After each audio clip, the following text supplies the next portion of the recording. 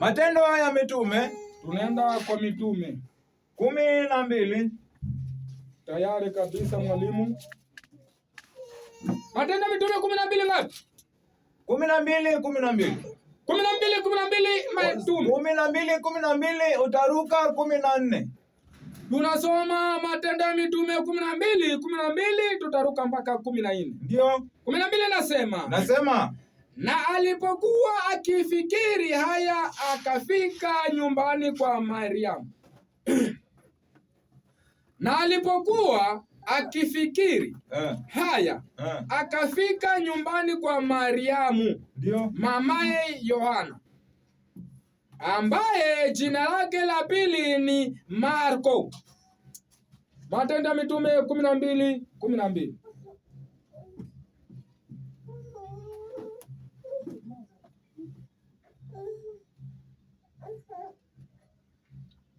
Kama vile mwili ni mmoja, ndio pale.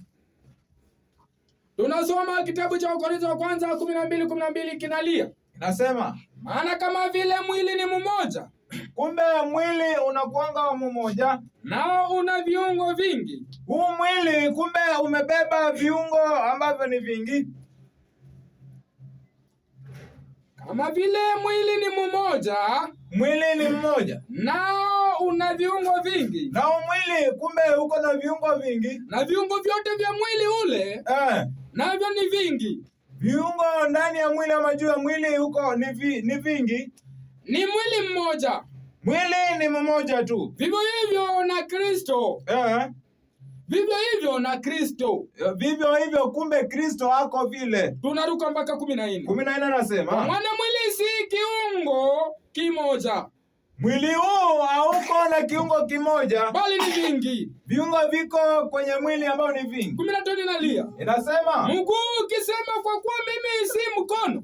Ya kwamba mguu unasema, hapana, mimi si mkono. Mimi si wa mwili. Mimi si wa mwili. Je, si wa mwili? Si wa mwili. Kumbe mguu unasema mimi si wa mwili. Je, si wa mwili? Je, si wa mwili kwa sababu hiyo?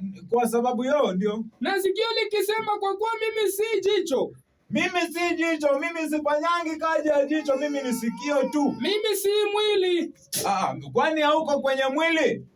Je, si la mwili kwa sababu hiyo? Si la mwili kwa sababu hiyo. Kama mwili wote ukiwa jicho, mwili wote sasa umekuwa ni jicho, kuwapi kusikia? Sasa sikio, kwani sikio litafanya kazi gani? Ama utasikia vipi? Kama wote ni sikio, kama mwili wote ni sikio, kuwapi kunusa? Sasa kunusa utajua aje kunusa? Bali Mungu amevitia viungo kila kimoja katika mwili kama alivyotaka. Kumbe yeye Mungu amefanya kazi ya kutia kila kiumbe kwenye mwili kama yeye anavyotaka. Lakini kama vyote vingekuwa kiungo kimoja, mwili ungekuwa wapi? Samahani, rudia mwalimu. Lakini kama vyote vingekuwa kiungo kimoja, mwili ungekuwa wapi? Kumbe kikuwe tu kiungo ni kimoja hiki, mwili utakuwa wapi? 20 inasema, lakini sasa viungo vyote ni vingi. Viungo vyote sasa vimekuwa ni ila mwili ni mmoja. Mwili ni mmoja. Na jicho haliwezi kuambia mkono sina haja na wewe. Jicho haliwezi ambia mkono mimi sina haja na wewe. Wala tena kichwa hakiwezi kuiambia miguu sina haja na nyinyi. Ndio. Bali zaidi sana vile viungo vya mwili vidhaniwavyo kuwa vinyonge zaidi vyahitajiwa zaidi. Ndio. 23 inasema, na vile viungo vya mwili vidhaniwavyo kuwa havina heshima, ndio viungo vile twavipa heshima zaidi. Soma. Na viungo vyetu visivyo na uzuri vina uzuri zaidi sana. Kwa maana viungo vyetu vilivyo na uzuri havina uhitaji, bali Mungu ameunganisha mwili. Ndio. Na kukipa heshima zaidi kile kiungo kilichopungukiwa. Ndio. ili kusiwe na faraka katika mwili, bali viungo vitunzane, kila kiungo na mwenzi. Fika pale. Kila kiungo ndani ya mwili ama juu ya mwili vitunzane kwa kingine. Haleluya. Amen. Ninajaribu kumaanisha nini? Kwa mawazo yangu mie, sijui kama nitakuwa sawa kulingana na vile nitasema, kwamba iwapo tuko hapa kwa ajili ya mwingine. Haleluya. Amen. Yule hawezi fanya pasipo yule, na huyu hawezi fanya pasipo huyu. Kumbe katika mwili wa Yesu tunafanya kazi ya kufanya nini? Ya kushirikiana. Maana yeye Mungu alipomuumba mwanadamu, sidhani kama aliumba viungo vyote kwa pamoja. Alikuwa anaumba kiungo kimoja kimoja, akasema aweke mguu, akaona hapa, acha aweke mkono. Akafika mahali akaona huu mwili hauwezi enda pasipo macho. Akaona haya macho hayawezi pasipo nini? Mapua. Kumbe kila kiumbe kinategemea kingine kwa ajili ya nini? Kwa ajili ya uhai. Tufanye juhudi sana tujue kazi ya Mungu, iliyo kwamba wakati mmoja amekwama, mwingine hako pale kwa ajili ya kumkwamua. Haleluya. Amen. Ndio vile. Tufanye kazi ya kushirikiana.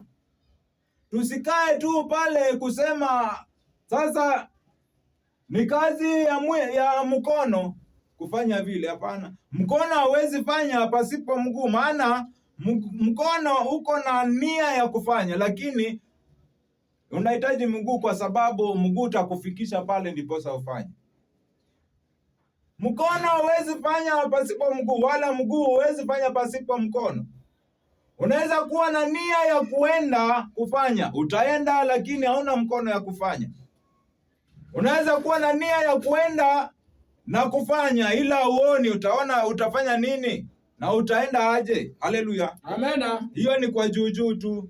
Itabidi sasa tupite pale, tutaenda kwa mahubiri yetu ya siku ya leo. Haleluya. Amen. Tuanze kitabu cha Yobu. Tunaenda kitabu cha Yobu. Yobu 21. Tayari kabisa mwalimu. Kitabu cha Yobu 21 ngapi? 7:13. 7:13 tunashuka. Ndio.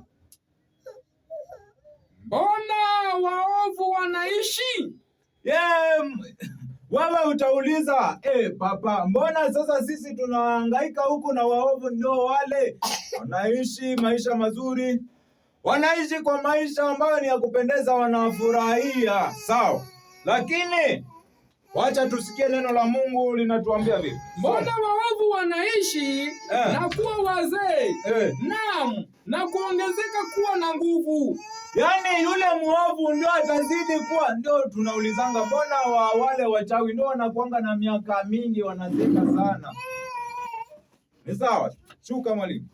Kizazi chao kinathibitika nao machoni pao. Ndio.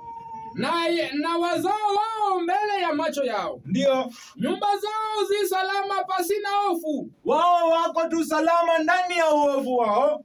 Wako tu salama, wana tatizo lolote, wanaishi vizuri, wanakunywa, wanavaa, wanakula.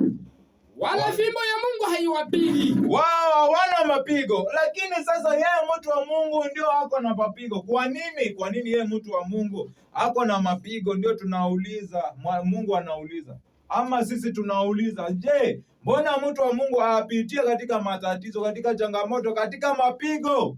Shuka mwalimu. Fahali wao huvyaza wala hapungukiwi na nguvu. Ndio. Ng'ombe wao mke huzaa. Ndio. Asiharibu mimba. Shuka. Huwatoa kama kundi watoto wao. Ndio. Na watoto wao hucheza. Watoto wao wanacheza. Huimba kwa matari na kwa kinubi. Ndio wale pale, ndio wale mataifa, ndio wale waovu. Na kuifurahia sauti ya filimbi. Ndio vile. Siku zao hutumia katika kufanikiwa. siku zao wao wenyewe juu wamejiweka kwa mambo yao, hao wanafanikiwa tu, kisha hushuka kuzimu ghafula. Lakini tunapima ule mwisho wao. Haleluya. Amina papa. Maana njia ni mbili tu. Kuna njia mbili tu ndani ya Biblia. Sijui kama ni vile mwalimu. Kuna njia ambayo we mwenyewe unaweza jichagulia ama Mungu atakuchagulia. Yaani kuna ile njia ya Lutu na kuna njia ile ya Abrahamu. Kuna njia ile ya wana wa Israeli na kuna njia ya Wafilisti. Sasa ile njia ambayo umechagua tunaangalia mwisho wake ama unaelekea wapi. Utarudia pale mwalimu. Iseme. Ndio. Watoto samani. Ndio. Watoto kama kundi watoto wao. Ndio. Na watoto wao hucheza. Ndio. Huimba kwa madari na kwa kinubi. Aha. Na kuifurahia sauti ya filimbi. Ndio. Siku zao hutumia katika kufanikiwa. Ndio. Kisha hushuka kuzimu ghafula. Tunapima tu ule mwisho. Je, mwisho wao unaelekea wapi? Ndio wanaishi vizuri? Ndio watoto wao wanacheza, wanasikia vinubi na filimbi na vyote walivyotajwa pale? Haleluya. Amina. Wanafurahia, lakini tunapima mwisho wao. Sawa. Wafalme wa kwanza mwalimu. Tunaenda kwa Wafalme wa kwanza. Ndio. Wafalme wa kwanza ngapi? 20. Tayari kabisa. Zamani 18 20. Tayari. Tunaenda Wafalme wa kwanza 18 20 na lia. Unasema? Bas. Ahabu akapeleka watu kwa wana wa Israeli wote. Sasa ndio nimekuambia tunapima tu ule mwisho ama ile njia tunaipima tu kwa macho tuone hiyo njia itawafaidi nini. Haleluya. Amen. Hiyo njia inawafaidi nini? Maana njia ni ya furaha, njia ni ya amani, njia ni ya utajiri. Lakini ni sawa. Tunaangalia mwisho wake ni gani? Soma mwalimu. Akawakusanya manabii pamoja katika mlima wa Karmeli. Ndio. 21. Inasema. Naye Elia akawakaribia watu wote akinena. Elia akakaribia watu wote naye ananena. Mtasitasita katikati ya mawazo mawili hata lini? Lakini sasa yeye Elia anawakaribia akina nani? Tutasikia tusonga. Mnasitasita katika mawazo mawili hata lini? Mbona kusitasita katika mawazo mawili? Bwana akiwa ndiye Mungu. Ndio. Mfuateni. Mfuateni tu. Bali ikiwa ni Baali. Ndio. Ni Mungu. Haya, mfuateni. Kama wewe unataka kwenda kwa Mungu ni sawa. Ukitaka kwenda kwa Baali, wewe mfuate tu. Soma mwalimu. Ikiwa Baali ni Mungu, ndio. Haya, mfuateni yeye. Wale watu hawakumjibu neno.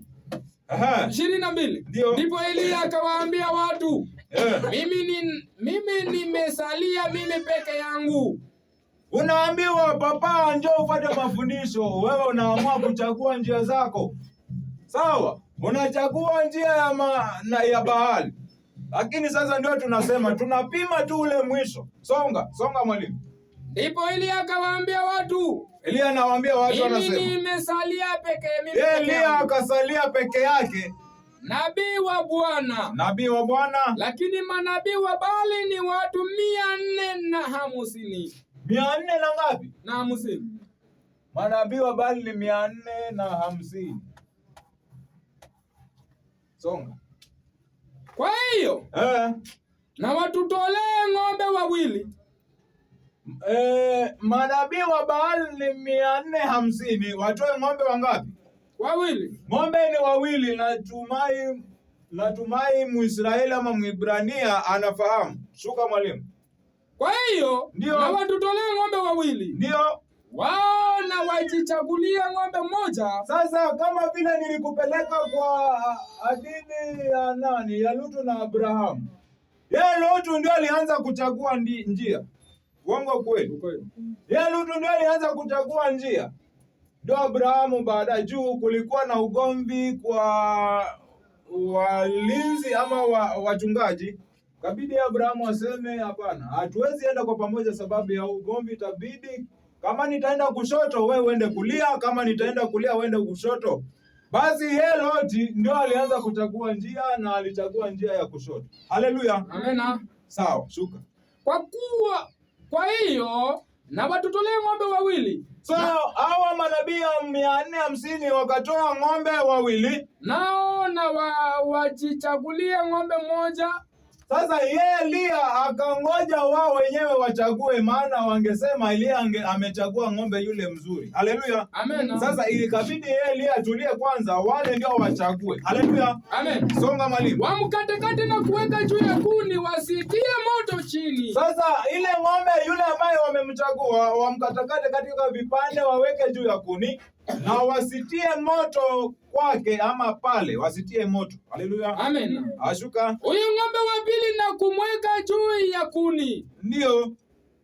Wala wasitie moto chini. Wasitie moto chini. Na nyombeni kwa jina la Mungu wenu. Sasa mkishafanya vile, mkisha katakata yule ng'ombe vipande vipande, mmetia juu ya kuni, muombe Mungu wenu. Nami nitaomba kwa jina la Bwana. Na Elia ataomba kwa jina la Bwana. Na Mungu yule ajibuye kwa moto. Sasa kati ya Mungu wenu na Mungu wangu, yule ajibuye kwa moto, awe ndiwe Mungu. Ndiye atakuwa Mungu. Songa. Watu wote wakajibu wakasema, maneno haya ni mazuri. Si tunakubali tu. Iko sawa. Elia akawaambia manabii wa Baali, jichagulieni ng'ombe mmoja mkatengeneze kwanza. Ndio. Maana nyinyi ndio wengi. Sasa juu nyinyi ni wengi 450 kwa mtu mmoja. Nyinyi juu ni wengi, chagueni ng'ombe. Nyinyi ndio mtakao kwanza kuchagua. Shuka mwalimu. Mkaliitia jina la Bwana wenu. Sasa muanze kuliitia jina la Bwana Mungu wenu. Wala msitie moto chini. Samani? Wala msitie moto chini. Ndio vile msitie moto chini yake. Wakamtua yule ng'ombe waliyepewa, wakamtengeneza, wakalitia jina la Baali tangu asubuhi hata adhuhuri. Hapo ndio kuna tatizo sasa. Ndio tulikuwa tunasema tunapima tu ile njia yenyewe umechagua. Ile njia yenyewe unafurahia sana, ile njia ya amani. Unaenda kanisani kwa sababu unataka uombewe, sijui upate pesa, unataka maisha mazuri. Tunapima ile njia ambayo itakuelekeza wapi. Soma mwalimu. Wakisema, ndio, Baali. Sasa tutapima wale manabii wako wenyewe unaendanga kwao kwa ajili ya kuombea, kwa ajili ya maisha tu. Baali utusikie. Kanisa kwa sababu ya neno la Mungu. Soma mwalimu. Baali utusikie. Baali si utusikie. Lakini hapakuwa na sauti. Kwa nini hakuna sauti na ni Mungu hao? Wala aliyejibu. Sasa hakuna sauti, hakuna mwenyewe anajibu. Kwani ni Mungu mgani huyo mwenyewe anaomba? Shuka mwalimu. Na akarukaruka juu ya madhabahu walioifanya. Mungu anasema sijui nini, anaomba mpaka sijui mpaka nje anapiga kelele ni ya nini? Ikawa wakati wa adhuhuri. Ikawa wakati ni wa adhuhuri. Ni wakati gani? Elia akawafanyia dhihaka. Adhuhuri ni wakati gani? Jioni. Ndio vile. Elia akawafanyia dhihaka akisema. Akasema aje Elia? Muiteni kwa sauti kuu.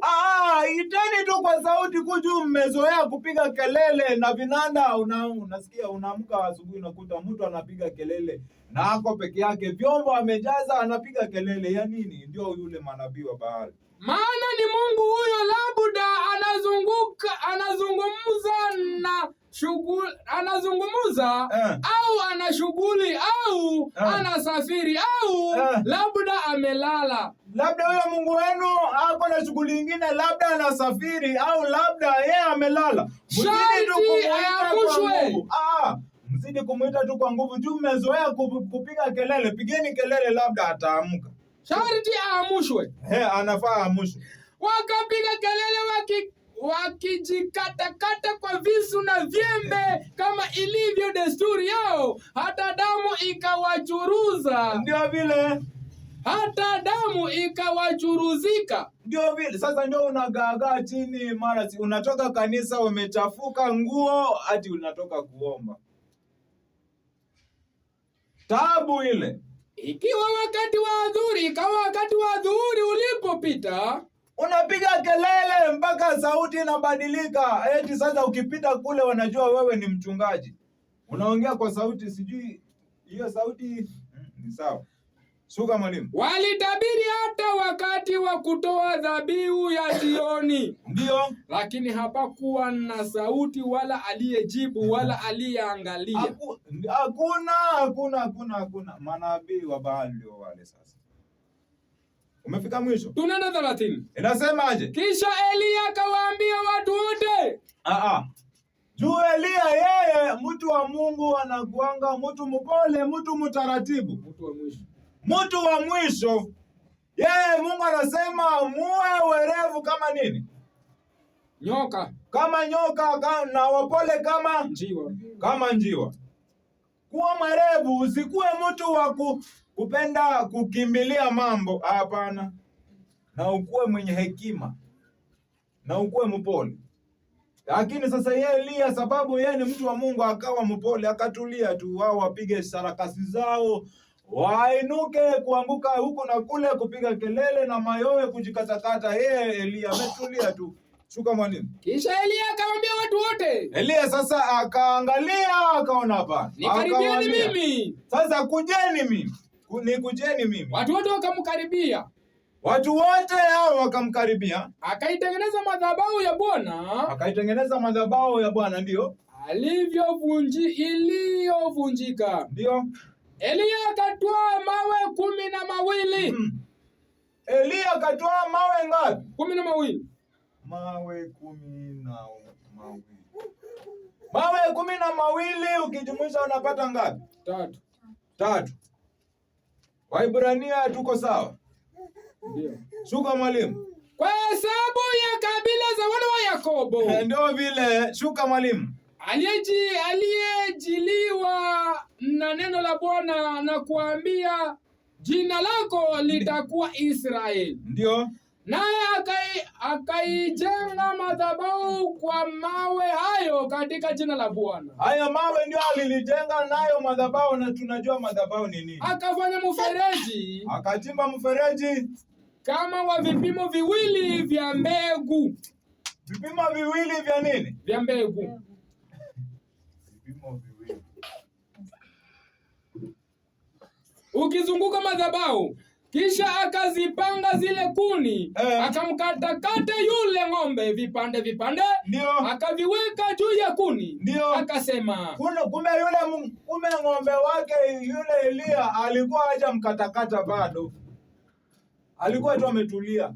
Wale ndio waanze shughuli zao wamalize, ndio Eliya akuje baadaye. Soma mwalimu. Akasema. Eliya akasema. Jazeni mapipa 4 maji. Jazeni mapipa 4 maji. Mkayamwage juu ya sadaka ya kuteketezwa. Ndio. Na juu ya kuni. Akasema. Fanyeni mara ya pili. Ndio. Wakafanya mara ya pili. Ndio. Akasema. Fanyeni mara ya 3. Wakafanya mara ya 3. Sasa swali ni hii, huyo Eliya anaambia akina nani wafanye vile?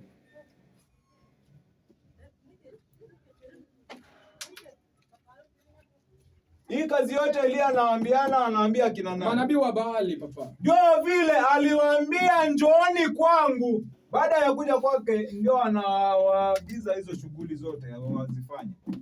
Shuka mwalimu. Yale maji yakaizunguka madhabahu, akaujaza mfereji maji. Ikawa wakati wa kutoa dhabihu ya jioni, Eliya nabii akakaribia akasema, Bwana. Sasa Eliya imefika wakati wa yeye kumuita juu. Wale wa mabaali manabii wa Baali ndio walimuita Mungu. Mungu wao wako wasikia. Inabidi sasa Eliya sasa imefika kipindi chake cha yeye kumuita Mungu. Shuka mwalimu. Akasema, Bwana.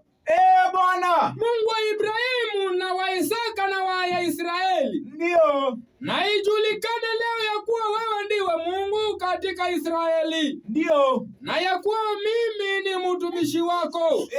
Eliya ni mtumishi wa Mungu aliye juu, Mungu aliye hai. Na ya kuwa nimefanya mambo haya yote kwa neno lako. Ndio.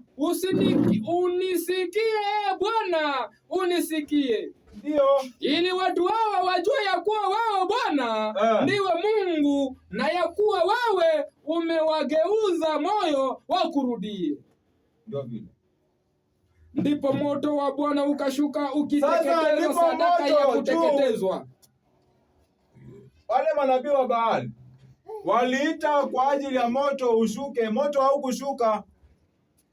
Ndio wakapiga zile sarakasi zote, sijui kufanya nini. Mungu hakushusha moto, lakini sasa wakati Elia amefanya zile shughuli zote, ndio mara ya mwisho akaita moto. Moto kafanya nini? Ndipo moto wa Bwana ukashuka. Moto wa Bwana ukashuka. Ukaiteketeza sadaka ya kuteketeza na kuni na mawe na mavumbi. Ndio. Ukayaramba yale maji yaliyokuwamo katika mfereji. Ndio. Na watu wote walipoona wakaanguka kifudifudi. Wakasema je? Bwana ndiye Mungu.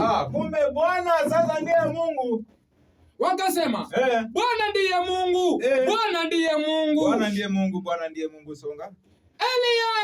Elia akawaambia, wakamateni hao manabii wa Baali. Kamateni sasa hao manabii wa Baali. Wasitoroke hata mmoja. Nendeni mukawalete, mukawakamate, wasipotee hata mmoja. Sasa walikuwa wanafanya nini?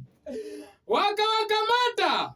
Ndio. Na Elia akawachukua mpaka kijito cha Kishoni. Walianza na kuna manabii wa Baali, kuna wale wenyewe wanawatumikia, alafu kuna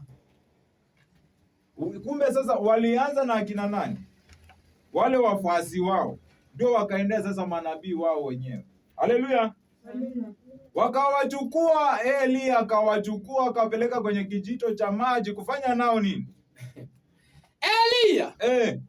Elia akasema akawachukua mpaka kijito cha Kishoni.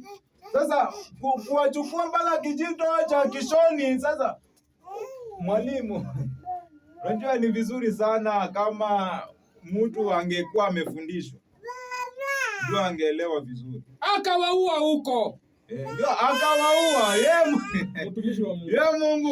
Mungu anasema usiue. Elia si aliua. Maajabu. Sasa tutapita tu wakati wa mafundisho, ndio tutafika pale tutaelewa vizuri. Haleluya. Amina. Shuka mwalimu. Ndio. Imefika mwisho? Ndio, sawa. Sasa kumbe hapa kuna vikundi viwili. Kuna manabii wa Baali na kuna yeye Elia.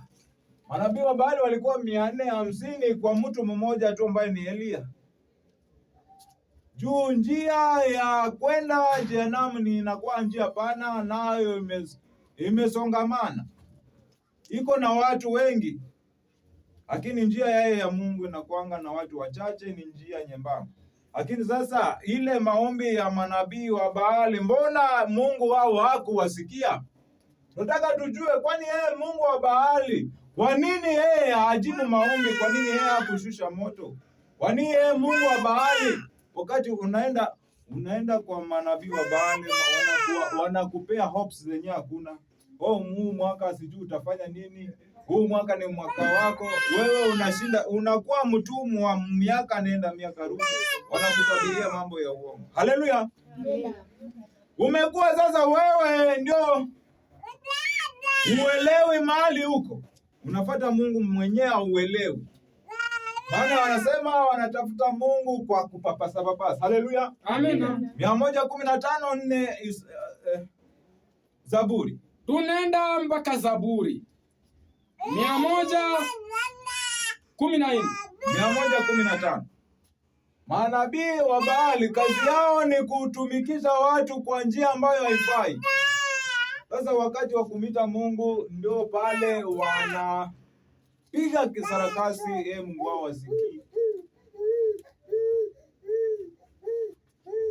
Zaburi 115. Kwani Mungu wa Baali hakuwasikia? Inasema. Nasema je? 15 ngapi? 4. 15:4 Zaburi. 115:4 Zaburi. Sanamu zao ni fedha na dhahabu. Rudi nyuma. Anza 1. Bwana, tukuza usitukuzwe sisi. Tunataka tujue ni kwa nini hao manabii wa Baali mbona hawakufanya nini? Ni kama Mungu wao wanasema Elia anawaambia muiteni kwa nguvu, labda analala, labda ameenda kutembea, labda ako na shughuli nyingine, muiteni kwa nguvu. Bwana, ndio vile kutukuza usitutukuze sisi. Bali ulitukuze jina lako. Ndio. Kwa ajili ya fadhili zako. Kwa ajili ya uaminifu wako. Ndio. Kwa nini mataifa husema yuko wapi Mungu wao? Mataifa ndio wanasema wapi Mungu wetu? Ndio wale manabii. Lakini Mungu wetu yu mbinguni. Sisi sasa sie Mungu wetu yuko mbinguni. Alitokalo lote amelitenda. Ndio shuka. Alitakalo lote amelitenda. Sanamu zao ni fedha na dhahabu. Hapo sasa, sanamu zao ni fedha na dhahabu. Kazi ya mikono ya wanadamu. Ni kazi tu ya mikono ya wanadamu, si kazi ya Mungu. Hao wenyewe ndio wanajitungia. Zina vinywa lakini hazisemi. Kwa nini hawakusikia? Wewe Mungu wao hawakusikia. Kwa nini? Kwa nini hawakunena? Kwa nini hawakusikia? Kwa nini? Zina vinywa lakini hazineni. Ni kwa sababu wako na vinywa, Mungu wao wako na kinywa lakini hawezi nena. Zina macho lakini hazioni. Sanamu zao ziko na macho na hazioni. Yaani yule Baali ana masikio lakini hasikii. Baali ako na masikio, hawezi sikia. Ana pua lakini hazisikii harufu. Si ndio vile ako na pua. Si mpaka wanaunda kwa mfano. Unaona kweli hii ndio ile. Iko si na kwanga na mapua, iko na macho. Na zinakwanga na mdomo. Sasa uende uongelesha hiyo kitu uone kama itakujibu. Mikono lakini hasishiki. Mikono zao ziko lakini hazishiki. Miguu lakini haziendi. Ziko na miguu ni sawa, ziko na miguu hatukatai lakini haziendi. Wala hawatoi sauti kwa koza. Sasa zitatoa aje sauti kama hazinendi? Zitatoa aje sauti? Wazifanyao watafanana nazo. Wale wenyewe wanafanya hizo sanamu, akili yao tu ni sawa na hizo vitu zao. Kila mmoja anayezitumainia. Kila mmoja mpaka wenyewe wanazitumania zote, wenyewe wanaziabudu. Enyi Israeli mtumainieni Bwana. Sasa sisi si Israeli, sisi tumtumainie Bwana wa Elia. Yeye ni msaada wao na ngao yao. Bwana wa Elia ni msaada. Yeye hana sarakasi. Hakuna siku utasikia tunapiga kelele huku sijui mara sijui mambo yenyewe haina mpango, haina mbele wala nyuma. Ni utaratibu kama Elia, mtu wa mwisho. Haleluya. Amen. Mtu mwenyewe alichagua ng'ombe yeye wa mwisho. Yeye ndiye akatokea wa mwisho kwa ajili ya kufanya ile kazi. Wao wanakuanga na haraka katika kufanya mambo. Ndio vile watu wanafurahia. Juu mtu amefungua kanisa leo anafanya miujiza, mnataka mkimbilie huko. Wako na haraka. Juu sasa wale wako na haraka wenyewe wanawafuata pia watakuwa na haraka. Uko na haraka sijui unataka ukiingia kwa kanisa leo unataka ubarikiwe na hiyo siku. Yeye Mungu anasema siku moja kwake ni kama siku 1000. Hebu nikumbushe maneno. Siku moja ni siku 1000, ni miaka 1000. Ni miaka 1000. Sasa ndio miaka 1000 ifike wewe unatarajia ukiingia leo upate kesho. Hao ndio manabii wa Baali. Lakini sisi tuko na utaratibu. Mungu wetu ni Mungu wa utaratibu. Mungu mwenyewe anafanya kazi yake kwa mapenzi yake yeye mwenyewe. Yeye anaweza kimbisha mambo katika ile mbio, mambo iharibike. Kumbe anaumba kwa utaratibu. Anafanya kazi yake kwa utaratibu, akiangalia kwa uangalifu zaidi. Haleluya. Amina. Shuka mwalimu. Enyi mlango wa Haruni, mtumainieni Bwana. Yeye ni msaada wao na ngao yao. Enyi mchao Bwana, mtumainini Bwana. Achana na hiyo kitabu. Ndiyo kabisa. 59:6 Isaia. Tayari kabisa. Anza Ezekieli 12:1. Tunarudi kwanza Ezekieli. Ndio.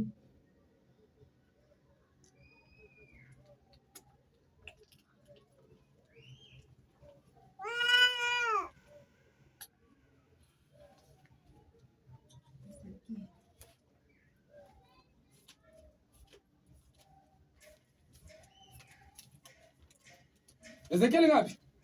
Ezekieli 12 aya yake ya kwanza. Inasema, ndio, neno la Bwana likanijia tena kusema. Neno la Bwana linamjia nani kusema? Shuka.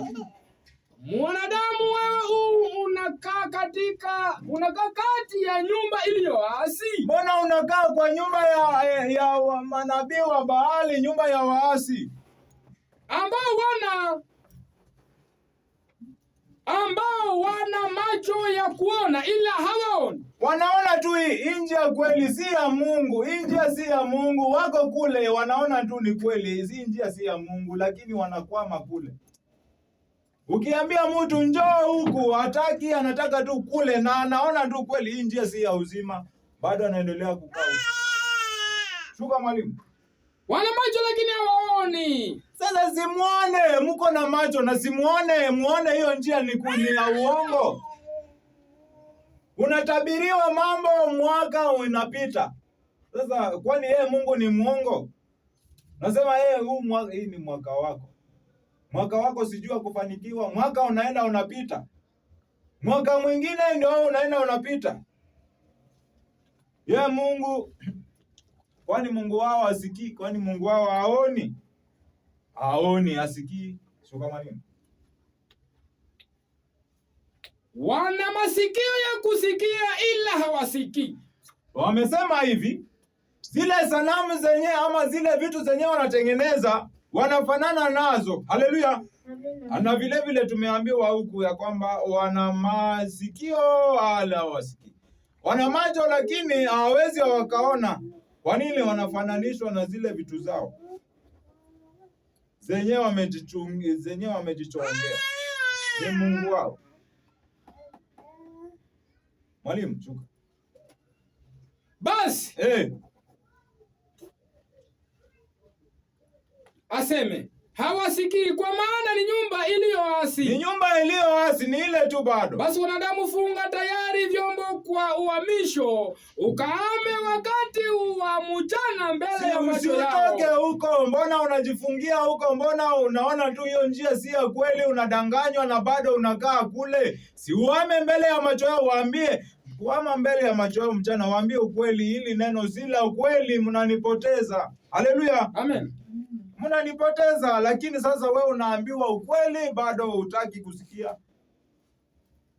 Unaonyeshwa nuru, ndio hii njia, ndio hii. Hapana, mimi nimezoea hii njia, na unaona tu hiyo njia kweli inaenda kwenye upotevu. Shuka mwalimu. Basi mwanadamu, funga tayari vyombo kwa uhamisho, na sifunga vyombo vyako kwa mchana mbele ya macho yao. Ama tu toka kule. Ama toka mahali pako hapa mpaka mahali pengine mbele ya macho yao. Mbele ya macho, kwa sababu Mungu wao wakati walimuita hakuweza kushusha moto. Hawezi shusha moto. Hawezi shusha moto mbele ya Elia. Haleluya. Amen. Hawezi. Elia alikuwa pale ya Mungu. Sasa Mungu wao angeshusha aje moto? Si Elia alikuwa pale. Haleluya. Amina. Shuka mwalimu. Labda watafahamu wajapokuwa ni nyumba iliyoasi. Ndio. Nawe utatoa vyombo vyako wakati wa mchana mbele ya macho yao, kana kwamba ni vyombo vya kuhamishwa. Ndio. Nawe mwenyewe utatoka wakati wa jioni. Toka kwa nyumba ya manabii wa Baali, hama mbele yao mchana. Hawezi, hakuna uzima ndani mwao. Mungu wao asikii. Mungu wao ako na masikio asikie, ako na macho hawezi akaona. Ako na kinywa lakini hawezi nena. Unafanya nini kule? Nimekuambia uhame, lakini siwezi nikakwambia uhame pasipo kukuambia mahali utaenda. Sawa, unahama, unaenda wapi? Haleluya. Amina. Ndio utahama, lakini unahama, unawezi ambia mtu ahame pasipo kuambia mahali pa kuenda. Haleluya. Amina. 56:9 Isaia. Tunaenda 59:9 Isaia. Nimekwambia funga virago vyako mchana mbele ya macho yao mchana. 59:6 inasema 59:6 tayari ndio inasema ndio nyavu zao hazitakuwa mavazi. Hebu urudi nyuma kidogo. Nyuma 4. Umesema Isaya 59:6. Anzia tu 6 kwenyewe. Naanza pale. Nyavu zao hazitakuwa mavazi, wala hawatajifunika kwa kazi zao. Ndio. Kazi zao ni kazi za uovu. Ndio. Na vitendo vya udhalimu vimo mikononi mwao. Ndio. Miguu yao hukimbilia mabaya. Ndio. Nao hufanya haraka kumwaga damu. 56:9. Umesoma 50 na ngapi? 9:6. 59:6. Ndio. Nimesoma pale 59:6.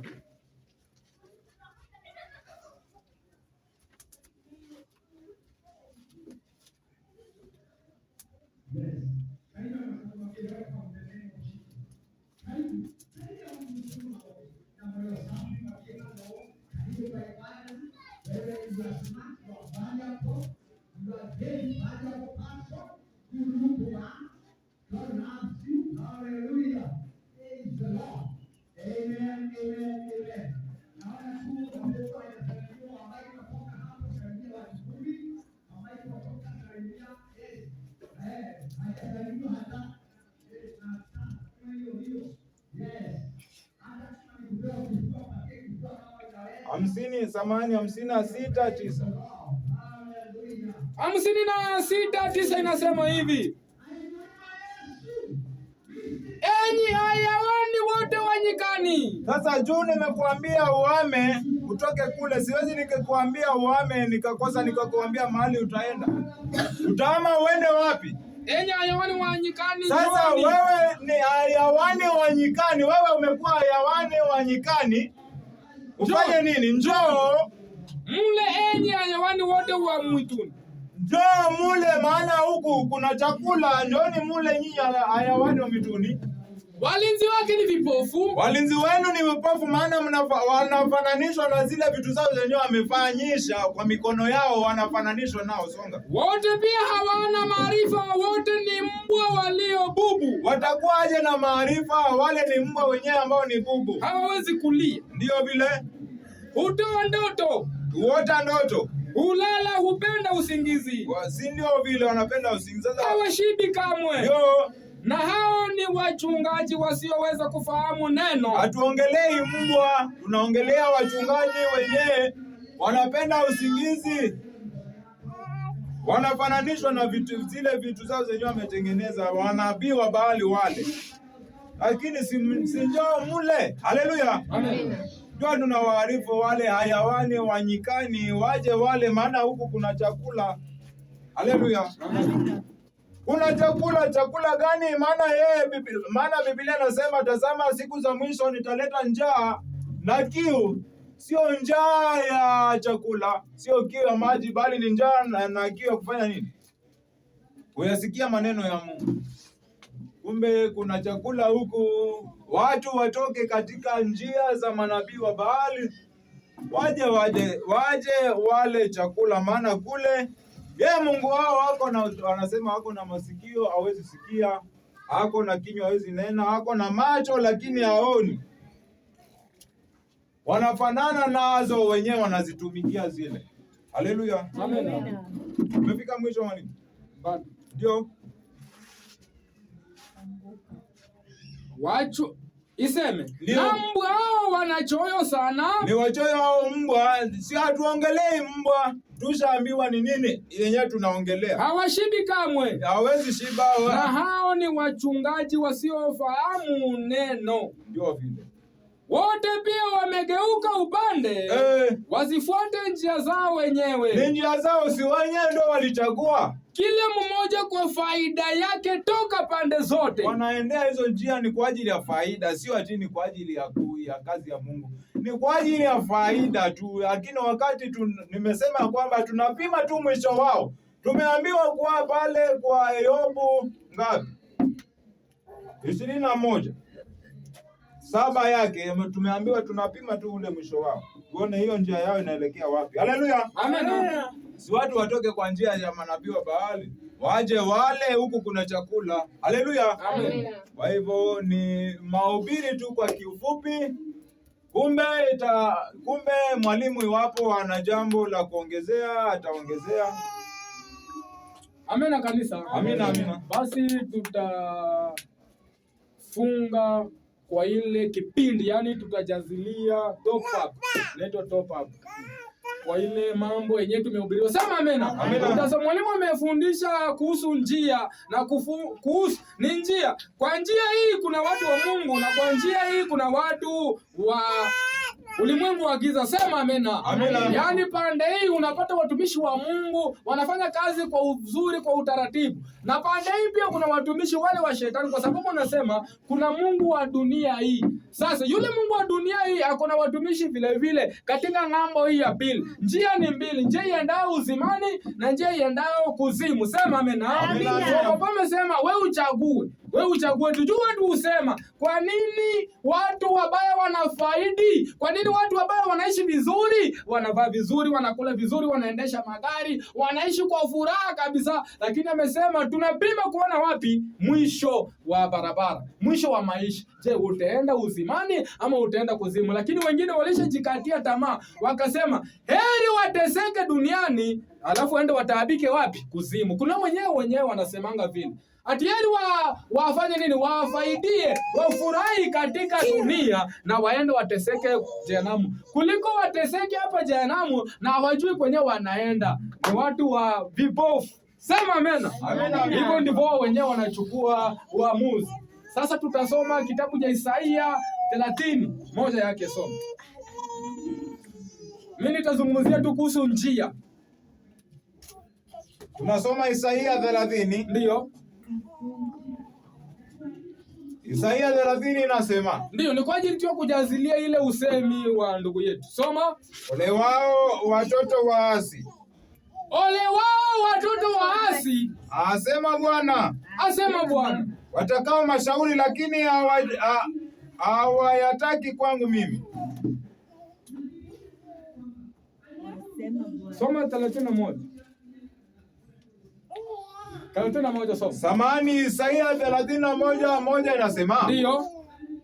Ole wao watelemkao kwenda Misri. Njia ni mbili. Njia ni ya kwenda Kanani na nyingine ya kurudi wapi? Misri. So, kuna watu wenyewe wanatoka Misri wanaenda Kanani. Na kuna wengine wanatoka ndani ya Kanani wanarudi wapi? Misri.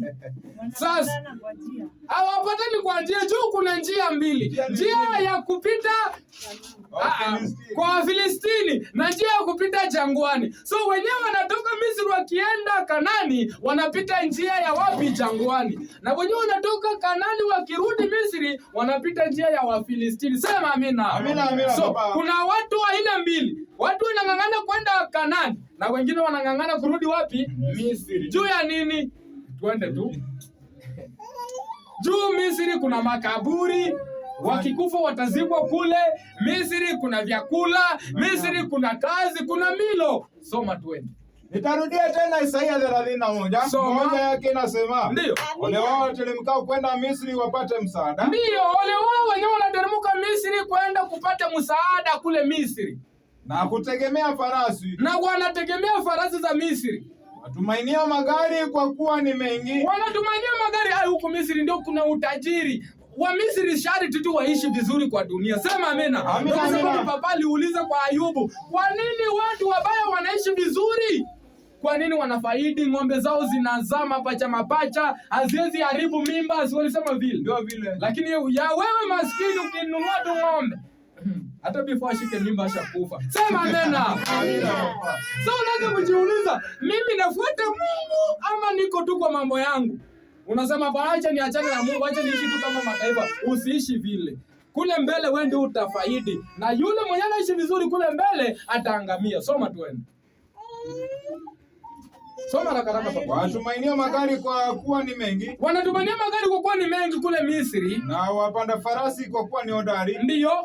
Lakini hawamwangalii mtakatifu wa Israeli. Si ndio? Sasa wao wataki kuangalia huyu mtakatifu anatuambia nini? Huyu mtakatifu anatuelekeza wapi? Hawataki kumwangalia yule mtakatifu wa Israeli. Wanamwacha, wao wanarudi Misri.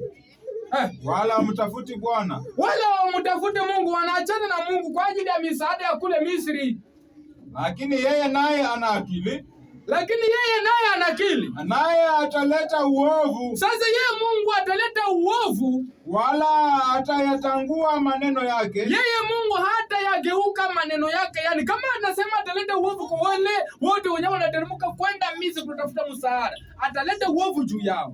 Bali ataondoka juu ya nyumba yao watendao mabaya. Ataondoka kwa nyumba. Wewe jua kama wao watu wanatenda mabaya na wanaishi vizuri, hawana Mungu. Mungu anaondoka katika ile nyumba. Wanabaki upweke, wanabaki na Mungu wa dunia hii.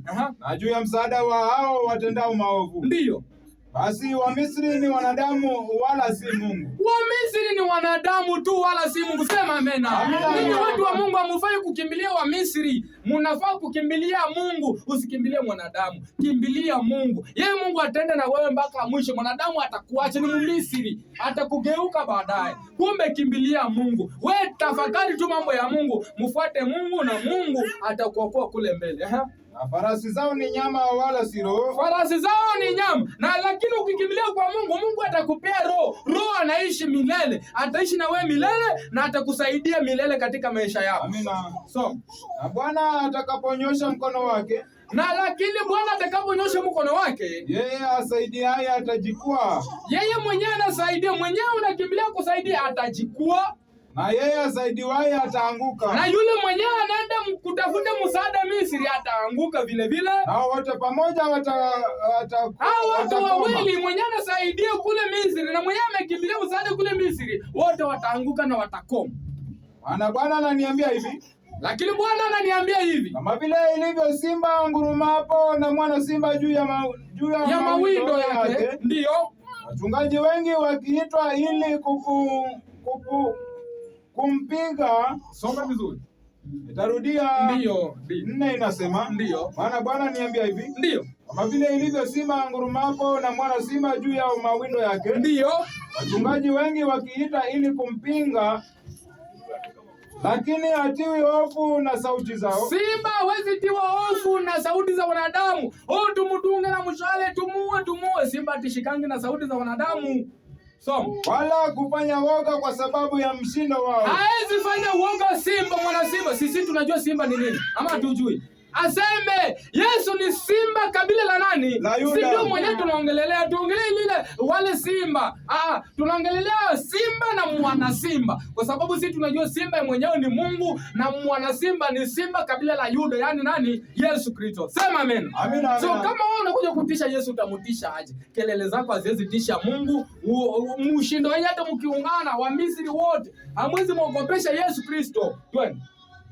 Ndio kwa sababu wakati simba ilikuwa katika mawindo na wana simba, wakati Yesu alikuwa katika mlima Mzeituni na wana wale tenashara, Iskariote akaenda kuleta watu na mshindo mkubwa, akakuja na marungu na mapanga. Yesu hakuogopa kwa sababu ni simba la kabila la Yuda. Ndio kwa sababu unasikia kile kitabu inasema hawezi mshinda, hawezi mstua wala kumpea uoga kwa mshindo wenu. Akakuja akawauliza, sasa kweli mnakuja na mapanga na marungu kama mnakuja kukamata mwizi? Si mimi niko tu hapa, si mnikamate. Sema amen. Amina. Hawezi tishika, ni mwana simba. Twende. Ndivyo Bwana wa majeshi atakavyoshuka ili kufanya vita juu ya mlima Sayuni. Achana na kitabu Amosi 6 tunamaliza. Tafakari njia gani yenyewe unachukua? Unaenda kwa njia gani? Ya Misri ama ya Kanani? Njia ya kuzimu ama njia ya uzimani, njia ya mbinguni? Ni wewe uchague. Jua kwa Misri wanaishi vizuri, juu dunia ni yao. Sisi watu wa Mungu, dunia si yetu. Si ni wapitaji tu, lakini hata kama tunapita ndani ya dunia, yeye Mungu atatufariji kwa kadri ya uwezo wake. Sema amena. Amina. Hatutaishi tu hivyo na taabu, hapana, lakini Mungu atatupea kadri ya uwezo wetu. uwezo. Kama wewe unajua kumiliki hii atakupea, na kama huwezi kumiliki hawezi kukupea kitu yenyewe itakufinya sana. Soma Amosi 6 tumalize.